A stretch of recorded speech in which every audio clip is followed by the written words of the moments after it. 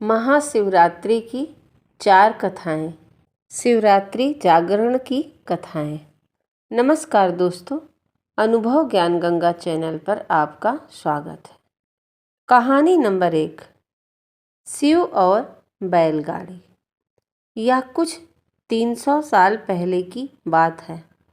कर्नाटक के सुदूर दक्षिण क्षेत्र में अपनी बूढ़ी माँ के साथ एक योगी रहते थे। उनकी माँ काशी जाना चाहती थी ताकि वह विश्वनाथ जाकर शिव की गोद में प्राण त्याग सके। इसके अलावा उसने अपने जीवन में अपने बेटे से कभी कुछ नहीं मांगा था। उसने कहा, मुझे काशी ले चलो, मैं बूढ़ी हो रही हूँ, मैं वहीं जाके मरना चाहती हूँ। योगी ने अपनी बूढ़ी माँ के साथ दक्षिण कर्नाटक के जंगलों से होते हुए काशी के लिए एक लंबी यात्रा की।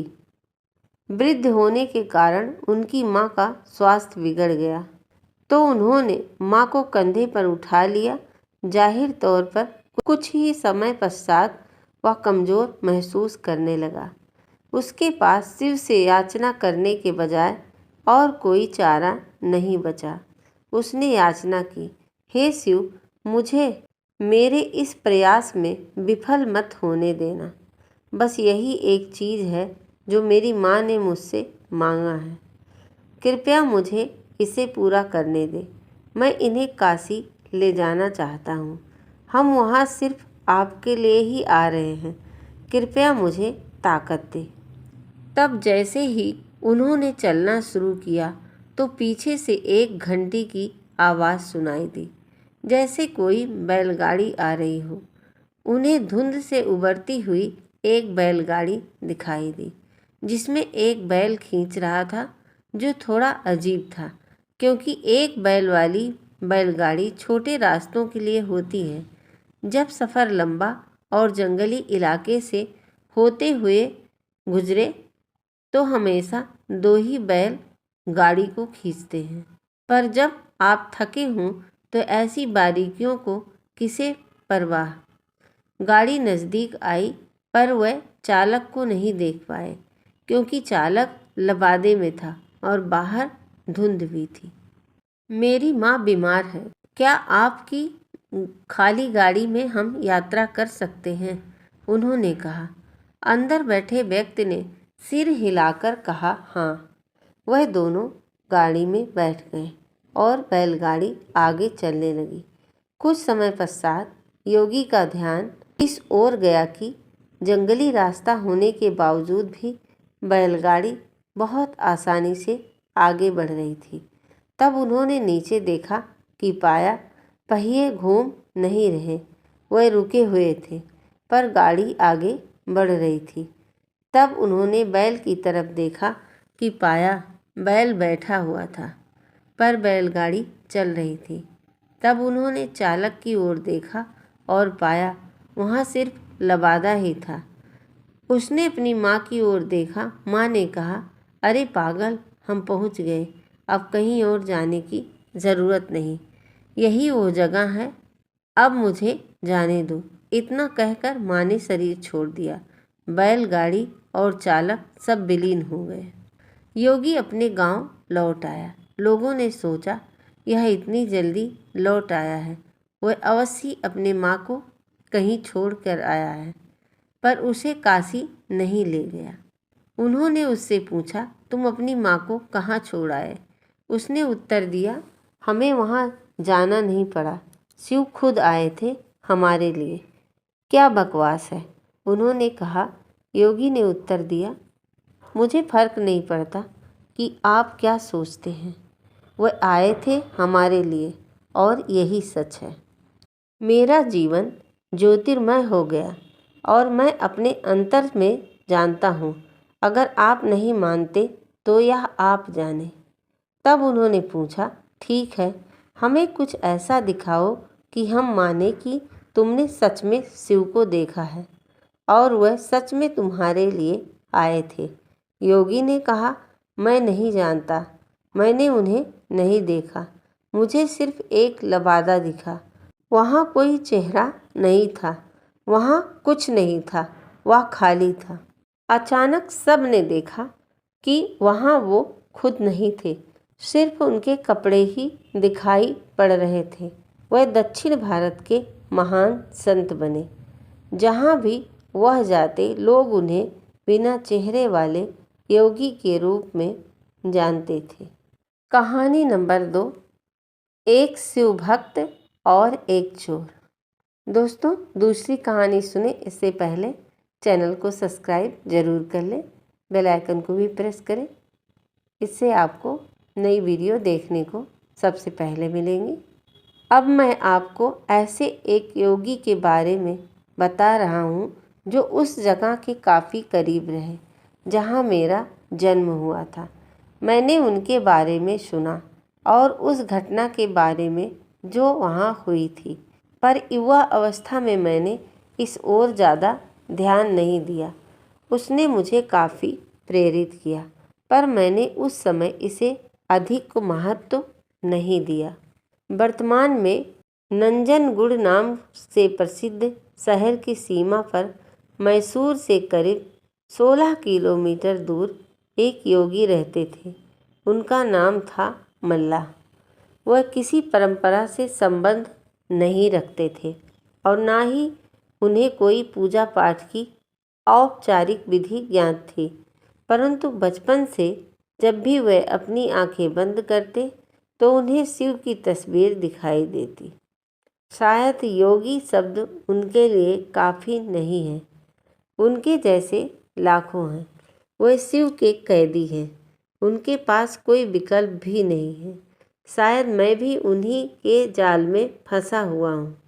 हम उनकी तलाश नहीं करते, अभिमान के कारण शायद किसी की भी तलाश नहीं करते, पर उनके जाल में फंस अवश्य जाते हैं। शिव एक शिकारी थे। वह सिर्फ जानवरों को ही अपने जाल में नहीं फंसाते थे, अपितु इंसानों को भी अपने जाल में फंसा लेते थे। यह उन्हीं में से एक था। मल्ला शिव के सिवा और कुछ नहीं जानता था। उसने कोई विशेष कौशल भी नहीं अर्जित किया था और वह जंगली इंसान बन गया था। यह तो उसे कभी विचार ही नहीं आया कि किसी को भी रोककर उससे अपनी ज़रूरत के लिए कुछ भी छीन लेना गलत भी हो सकता है। तो वह ऐसा ही करता था और एक डाकू के रूप में प्रसिद्ध हो गया। वह जंगल के उस रास्ते का नियमित डाकू बन गया जिसे लोग सामान्य तौर पर इस्तेमाल करते थे। उस रास्ते पर वह राहदारी वसूलता था।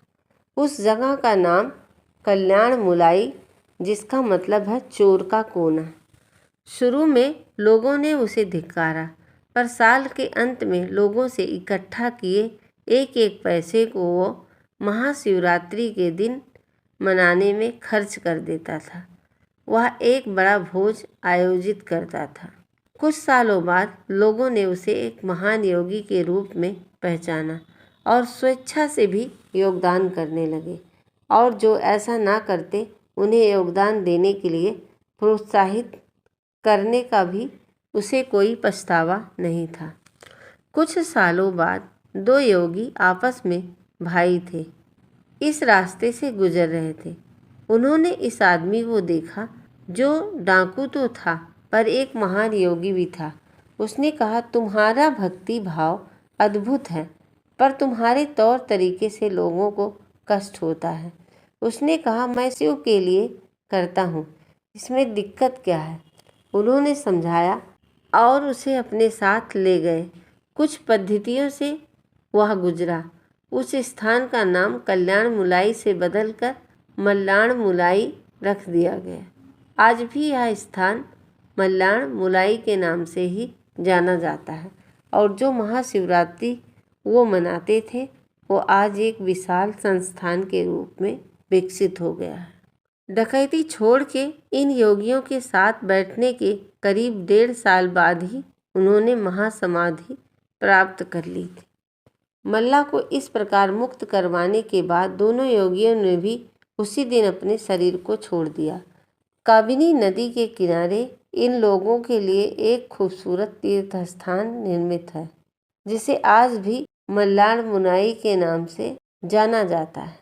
तीसरी कहानी, कैसे बने कुबेर शिव जी के महानतम भक्त। कुबेर यक्षों के राजा थे। यक्ष का जीवन बीच का जीवन होता है। वह यहाँ के नहीं होते और ना वो पूरी तरह से वहाँ के होते हैं, जीवन के बाद वाली स्थिति में होते हैं। कहानी कुछ इस तरह से है कि रावण ने कुबेर को लंका से निकाल दिया और कुबेर को मुख्य भूमि की ओर पलायन करना पड़ा। अपना राज्य और प्रजा को खोने की निराशा में कुबेर ने शिव जी की पूजा करना शुरू की और एक शिव भक्त बन गया। शिव जी ने दया भाव दिखाते हुए उन्हें एक अन्य राज्य और संसार का सारा धन दे दिया। इस तरह कुबेर संसार के सबसे अमीर व्यक्ति बन गए। कुबेर शिव जी का महान भक्त बन गया, परंतु जब भक्त को यह लगने लगे कि वो सबसे महान भक्त है तो समझ जाएं कि सब खोने वाला है। कुबेर को लगने लगा कि वह शिव को इतना कुछ अर्पित करता है, वो तो एक बहुत महान भक्त है और बेशक शिव जी ने चढ़ावे में विभूति के अलावा कुछ भी नहीं छुआ। पर कुबेर खुद को बहुत महान समझने लगा, क्योंकि वो शिव जी को इतना कुछ चढ़ावे के रूप में रोज भेंट करता था। एक दिन कुबेर शिव के पास गए और कहा, मैं आपके लिए क्या कर सकता हूँ? मैं आपके लिए कुछ करना चाहता हूँ। शिव जी ने कहा, तुम मेरे लिए क्या कर सकते हो? कुछ भी नहीं, क्योंकि मुझे किसी चीज़ की आवश्यकता ही नहीं है। ठीक हूँ, परंतु मेरा बेटा गणपति की ओर इशारा करते हुए शिव जी ने कहा कि यह हमेशा भूखा रहता है, इसे अच्छे से खाना खिला देना। यह तो अत्यंत सरल है। यह कहकर कुबेर गणपति को अपने साथ भोजन के लिए ले गया। उसने गणपति को खाना खिलाना शुरू किया और वो खाते ही गए। कुबेर ने सैकड़ों रसोइयों की व्यवस्था की और प्रचुर मात्रा में खाना बनाना शुरू किया। उन्होंने यह सारा भोजन गणपति को परोसा और वो खाते रहे। कुबेर चिंतित हो गए और कहा, रुक जाओ, अगर तुम इतना खाओगे तो तुम्हारा पेट फट जाएगा। गणपति ने कहा, आप उसकी चिंता मत करो। देखिए, मैंने एक सांप को एक कमर पेटी के रूप में बांध रखा है, तो आप मेरे पेट की चिंता ना करें। मुझे भूख लगी है, मुझे खाना खिलाएं। आपने ही तो कहा था आप मेरी भूख मिटा सकते हैं। कुबेर ने अपना सारा धन खर्च कर दिया। कहते हैं कि कुबेर ने दूसरे लोगों से भी भोजन मंगवा के गणपति जी को खिलाया। गणपति ने सारा भोजन खाने के बाद कहा, मैं अभी भी भूखा हूँ, मेरा भोजन कहाँ है? तब कुबेर को अपने विचार के छोटेपन का एहसास हुआ और उसने शिव जी के सामने झुकते हुए कहा, मैं समझ गया, मेरा धन आपके सामने एक तिनके के समान भी नहीं है। जो आपने मुझे दिया उसी का कुछ अंश आपको वापस देकर मैंने खुद को एक महान भक्त समझने की गलती की।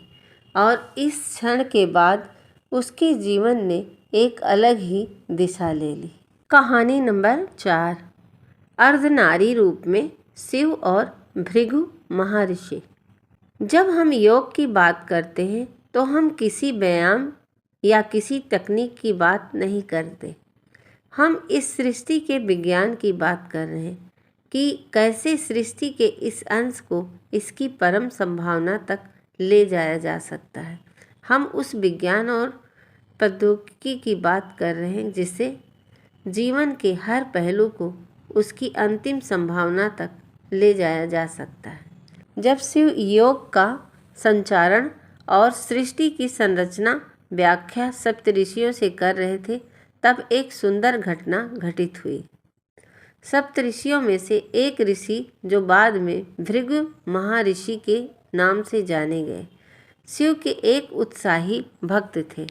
इससे पहले योग प्रोग्राम में जो कांति सरोवर के किनारे हो रहा था, जिसे कृपा की झील के नाम से भी जाना जाता है, पार्वती जी मौजूद थी।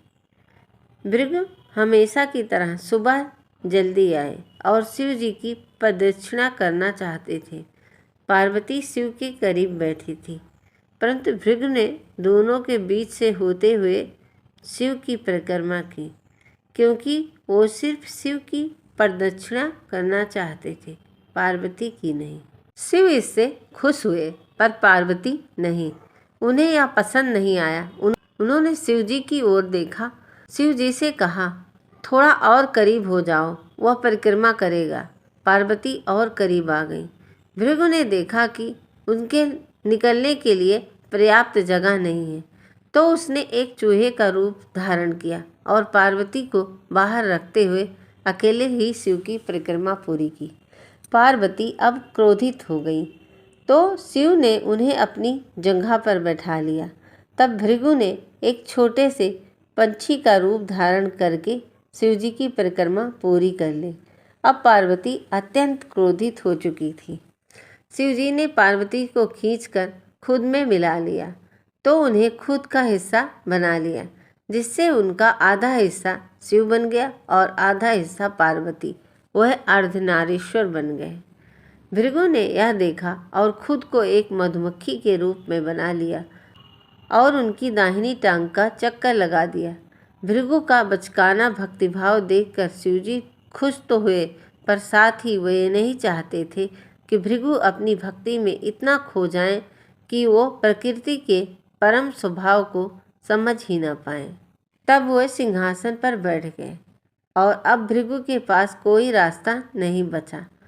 वो सिर्फ शिव या उनके शरीर के किसी हिस्से का चक्कर लगा सके।